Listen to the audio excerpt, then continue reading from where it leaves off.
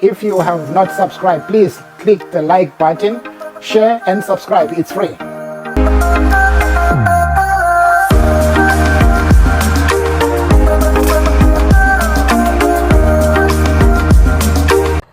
My apologies to those that are partners in the government of national unity.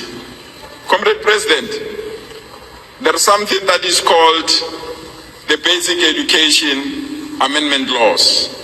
I'm asking you, President, politely and respectfully so, sign that law. Sign that law. There must be no institution here, President, when the 6th administration and this particular house has passed that particular law. And the law is very simple, President. We are prepared to listen to any other person that wants to raise any view. But the law is simple. All our children must be in the same classroom and taught by the same teacher. What's wrong with that particular proposal? What's wrong with that particular proposal? That the language of teaching must incorporate all 12 languages, that there must be no language that is excluded. What's wrong with that particular proposal? That every child that is in ECD must be a formal education system starting from ECD. What's wrong with that particular proposal? And therefore, President, sign that particular law. We'll debate later. My warm and sincere greetings to Honorable President Ramaphosa, Honorable Deputy President Paul Mashatile. I must say that 12 minutes can be a very, very, very long time when you don't know what to say. And I want to say the following to the previous speaker, that I think he'll be served exceptionally well by directing the arguments against the IEC to the Electoral Court. So I really want to pursue you, not to withdraw the case, but to pursue that case, and hopefully you'll be able to prevail. So on the occasion of the inaugural Hlophe of the 7th administration, the President made an inspired decision to invite one of the most preeminent and prolific political economy scholars in the country, Mr. J.P. Landman. Mr. Landman delivered a compelling paper, and that paper is titled "From Crisis to Opportunity, a Path to Sustainable Growth." And that decision is inspired at 2 levels. The first one was it is important that we are able to invite outside parties who will be able to provide a critical analysis, a critique of the performance of the South African economy in this instant, and we are able to get better insights on how best to improve the situation going into the future. And what Mr. Landman did was to compute a longitudinal study of the South African economic performance over an extended period of time. And he was able to illustrate that that period is punctuated by a number of tectonic events. And these events include the Great Depression of 1929, the crisis, the oil crisis of the 1970s, the financial crisis of 2008, and the most recent headwinds of COVID-19 of 2019, amongst the others. And he was able to illustrate that they were on a correct path, but there are things that requires our collective attention. And in his own independent computation, contrary to what has been shared before us here, was that we have returned to pre-COVID levels from a position of, if you had to use multiple matrices, including the issues around jobs, that we've been able to claw back those jobs, although we still have a lot to do for us to be able to address this situation. But it's also important because there has to be a greater appreciation that, unlike what has been deposited here by Dr. Hlophe, he makes the point that the scholars of political science suggest that the government of national unity are only constructed to respond to an emergency or a crisis. I want to suggest to you that there's more contemporaneous studies that suggest that it's not only about emergency or crisis, but the possibility of collectively pursuing an opportunity that presents in the context of a geopolitical crisis. I am making this point because, as the good doctor will know, is that we've got both an intellectual and academic responsibility to surface alternatives and, if you like, counter views when we posit an argument.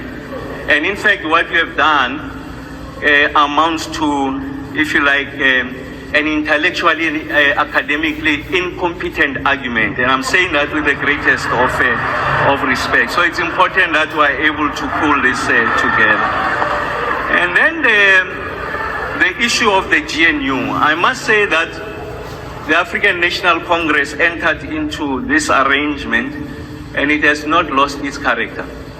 We have always and remain of the following view in our characterization of the South African conflict, that is underpinned by three interrelated and antagonistic contradictions of race, class, and gender.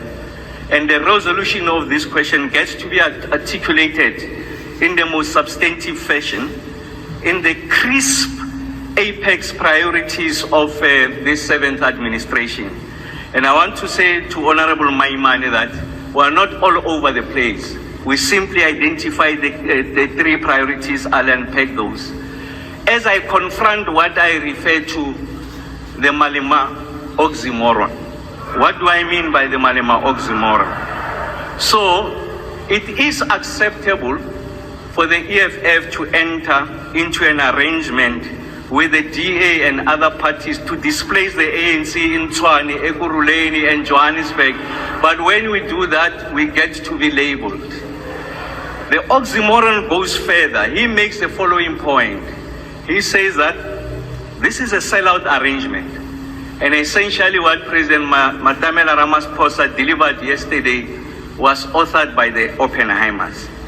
And then in the same argument, he says, but this is a repeat of what Matamela Ramaphosa has been saying all along. So this articulation really belongs to us. It's the originality of this. So that is the oxymoron I'm referring to. Let me go to the substantive issues. The first issue on inclusive growth and job creation. The President Ramaphosa makes the following point, that there is a need for us to beneficiate the minerals. Honorable Shivambo says that the geopolitical consideration should be factored in the speech. Of course, there's an undercurrent of that in his articulation. What do we know about the clean conversation about the just transition? We know that the Western industrialized North are likely going to introduce artificial barriers in the form of carbon border adjustment mechanisms. So it is important that for us to protect our industry, that the generation that support the production of these products that serves the Western and industrialized markets should come from cleaner forms of technology. And what do we know about the possibility of clean forms of technology? Is that we have to have an appreciation of the entire value chain. That there are minerals that constitute what I refer to as the battery economy. So this is cobalt, nickel, copper, rare earth elements, PGMs, to mention but a few. And a significant number of those are found here. And that's why on the back of an industrial policy, having concluded the cadastral system that Minister Mantashe is referring to, we are able to articulate in the most comprehensive and coherent manner what these opportunities present as we evolve towards the electric cars, the displacement of an internal combustion engine to be replaced by electric vehicles. South Africa's market is much bigger than that's the Africa Continental Free Trade Area, but the possibilities goes beyond. And when you go to the issues around green hydrogen, the appreciation is even much better. the hard-to-abate sectors, we are sitting with those endowments, and South Africa is sitting pretty to exploit these opportunities going into the future. So that sits in that articulation of President Ramaphosa. Just a few months ago, we got to be accused that the kind of progress we're making, spectacular progress, in the resolution of the preeminent and existential question that was facing the South African economy, that of load shedding. We are accused, as we're moving closer to the election, by all quarters, by the way, that this is an election gimmick, that in fact, after the elections, load shedding will come back. And in fact, the leader of the EFF, Honorable Malema, he was even prophetic. And he said on the 29th of May at 10, the lights will go off. We're 113 days today without load shedding. And when I was advised that respond to this question. When I looked deep, I said it doesn't warrant a response. But in fact, what it calls for is education. It's a very complex engineering question to understand.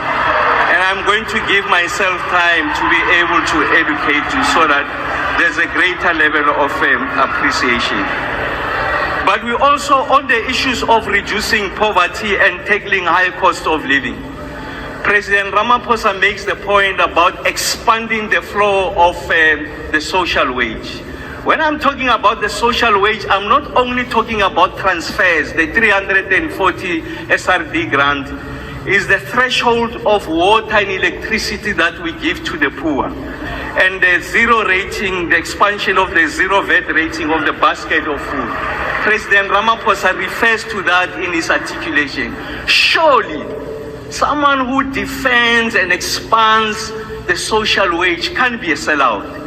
Is someone who's on the side of the poor and doing everything to ensure that we address this question. I want to say, as I move closer to conclusion, that we are going to protect also the interest of the poor to the extent that their wages and their disposable income is eroded by the exponential increases with regards to electricity tariffs.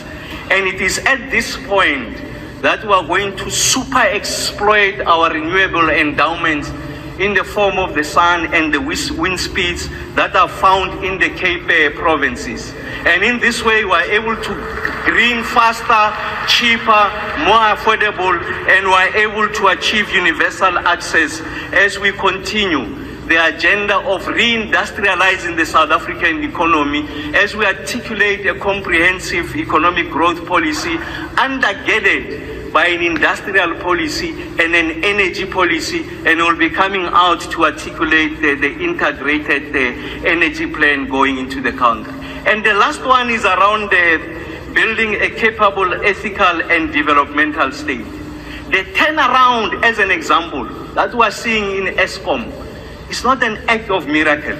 It is a deliberate, calculated, orchestrated engineering effort to respond to an existential problem on the economic front by competent men and women of ESCOM who are diligent. Chalmers Johnson, one of the most foremost scholars on the political economy of countries, when he studies the Asian tigers, he makes the point that what is common about those Asian tigers is that the state was never in retreat.